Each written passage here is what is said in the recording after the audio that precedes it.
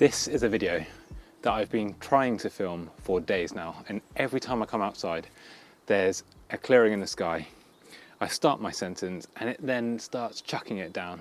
It clicked to me, we're approaching April, it's April showers, so I'm just going to have to put up with it. So if I'm speaking quickly now, it's because there's a dark cloud kind of on its way to me, and I want to get a video done and I want to show you what's happening in the garden just while it's dry. I mean, we did need the rain. It was a very, very dry late winter and early spring, but maybe not this much. So where I'm at in my garden at the moment is what I was calling the tropical kind of jungle leaf border last summer. And I know that looks a bit ironic at the moment because it's pretty bare. But thankfully I've got that evergreen structure. Now this winter, many of my precious evergreens, like this Schefflera Taiwaniana, which I've shown you before, have been hit hard, but they're still holding the fort and giving structure in my tropical style garden so that it looks interesting all year round. Otherwise, it would all be like this. But because the weather's warming, and because I've put a protective mulch of compost over the bed in autumn, some of my hardy, half-hardy, and even tender tropical style plants are starting to push up through the soil. And I just wanted to show you some of the signs of life that I've got at this point in the year. Now remember, I'm in the south of the UK, so it is a little bit warmer than everyone up north, like Yorkshire Chris and George's Jungle Garden. So I'm lucky, I'm a little bit ahead in my seasons. Some of the plants I've got coming up are this Persicaria runcinata purple fantasy. And it is a fantastic foliage plant for a tropical style garden. And I know so many of us are looking for easy tropical effect plants that don't need a lot of that winter faff and extra protection. And this is one of those plants. It's completely hardy, it grows like mad, and it has really cool green kind of triangle foliage with a purple chevron on it. So it's really, really eye-catching, and it will grow in sun, partial shade and shade. Now it is, or has the potential to be, a bit of a thug. So as it grows tall, it will arch over, and everywhere it touches on the soil, it will root and start to spread. So my tip for growing this Persicaria, and even Persicaria Red Dragon, which is another popular cultivar as well, is to let them grow up to about 50, 60 centimeters high. That's about 2 feet.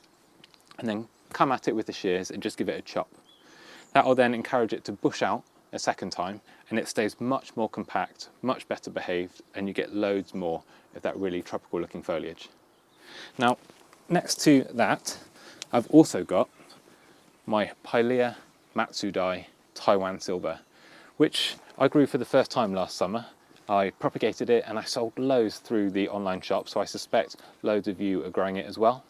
And the one that I had planted out is shooting just here, which is fantastic. That's taken at minus 5.2 degrees Celsius, which I think is about 24 degrees Fahrenheit.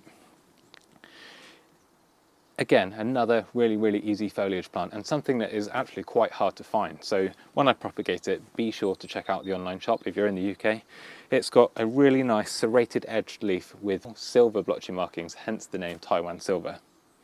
Now another plant that isn't technically a herbaceous perennial, well it is actually, but it doesn't die back to ground level, is this.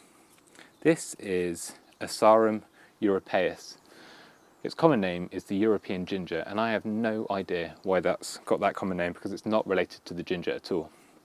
Now this should have been above soil level and evergreen all winter long, and I actually forgot about it. So when I was mulching the bed, I completely covered it, so you couldn't see it at all, but it's got these really beautiful evergreen, glossy, kind of lily pad shaped leaves. And it's pushing up through that thick layer of mulch, so it's really, really resistant to even a forgetful gardener. And this is one of those weird plants that flowers right on the soil level, which is usually a sign it's in a family of plants that flowers are pollinated by ants or slugs and snails. And I like odd plants, and I'm sure you do too, so yeah, look that up. Asarum is a really good genus for ground cover because most of them are evergreen and a lot originate from the Himalayas. And with plants that originate from high altitude mountainous regions, they're used to those exposed conditions at that high altitude with cooler temperatures, which makes them really, really good candidates for UK conditions, and conditions in like zone 9, 8 where we get cooler temperatures, which is why you'll actually find that a lot of the plants that we grow in the UK that have this tropical style come from mountainous regions or areas that experience similar climates. So just here is another evergreen shrub that I grow. It's from New Zealand, a country that has a lot of temperate areas, which makes it a good candidate to find plants that will thrive in the UK. It's pseudopanex. Now I know a lot of us grow pseudopanex, but this species is one that's a bit harder to come by. It's pseudopanex laetis, and it has these really nice palmate leaves, much like Schefflera. They're actually in the same Araliaceae family, but this has a much wider, much broader and curved leaflet on it. Now in previous winters for me, this one has been resilient and it stays glossy and evergreen all winter long, taking mild frosts for short periods of time. Because we had that sustained cold, this has experienced a lot of leaf drop and it was looking really, really bad. So when I thought the worst of the cold had passed, I've just chopped back some of that top foliage that got burnt off by that cold weather. And I'm really, really pleased to say that this pseudopanex is already reshooting and there is loads and loads of lush new growth. Now, although this is exciting for me, I am anxious about late frosts because all of this fresh new growth is much more susceptible to cold weather, and that's the last thing a shrub that's trying to recover from a harsh winter needs, because it's putting so much energy into this new growth. But this autumn mulch that I've put around the base, plus top dressing the beds with some of those chicken manure pellets I've advised you to use for leafy plants, it's feeding all of this lush new growth, which is why it's so important to start feeding your plants as soon as you see them bursting back into life, because with all the rains we get in winter, your pots and maybe your beds, especially raised beds, that rain's going to cause nutrient leaching. So we just need to replace all of those nutrients, because compost doesn't hold nutrients forever. The plants will use it up and it can become depleted, and that's when you start getting yellowing leaves and slower growth. I feed my beds so much with organic things like homemade nestle fertilizer, liquid seaweed and chicken manure pellets. This is the narrow border that flanks my garden path, and here is possibly the shadiest part of my side of the garden, and being a narrow border, it's also quite hard to find plants that will thrive in this area but don't become a nuisance when they grow over the footpath. Now I've grown a saxifrage there that I've shown you in previous videos, but I just want to show you this because it's coming into its own at this time of year. Now it's not necessarily a tropical style plant, but I feel that its foliage really earns it a place in many gardens. You'll actually see it more commonly grown in cottage style gardens because of these tiny blue forget-me-not type flowers.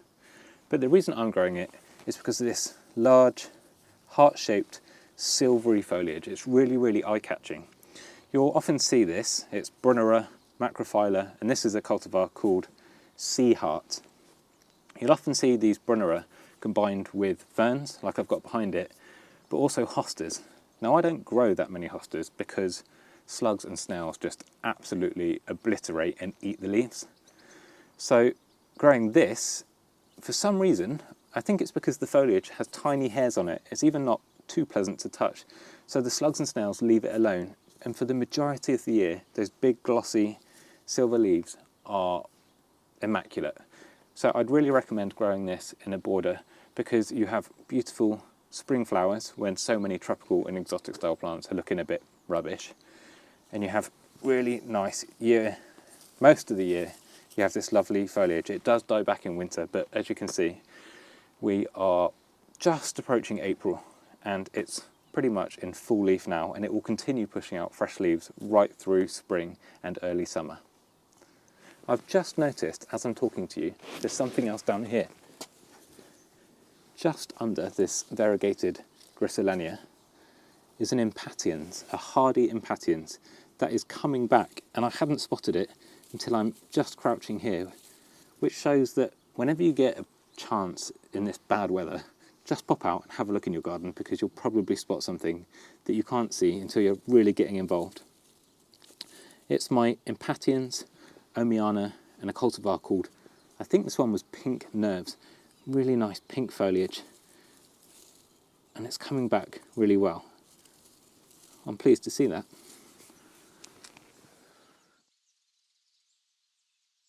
It can be daunting at this time of year, looking out at your garden as a whole, but I just urge you to go out and look at the details, and it will remind you that not all of your hard work is lost. And I've said it before, and I'm going to say it again, it's all about learning what works in your garden. We can watch programs like Gardener's World and just copy what Monty does, but his garden's not the same as yours. You can watch vlogs like mine and copy what I do, and I'm going to say you can't do something and you will prove me wrong. And I'm happy to accept that, because everybody's garden is different, and it's just learning what's right for you, what you enjoy, and what gets the best results in your space, so that you can create your own unique patch of paradise. Now, if you've enjoyed this video, please hit subscribe. It's the easiest way to support the channel. If you're in the UK, feel free to check out the Plant and Seed Shop. My next job is in the greenhouse, thankfully, because the rain looks like it's coming. I'm going to be splitting colocasia pink china, and I'm going to save that for the next video, and I'll show you exactly how I do it.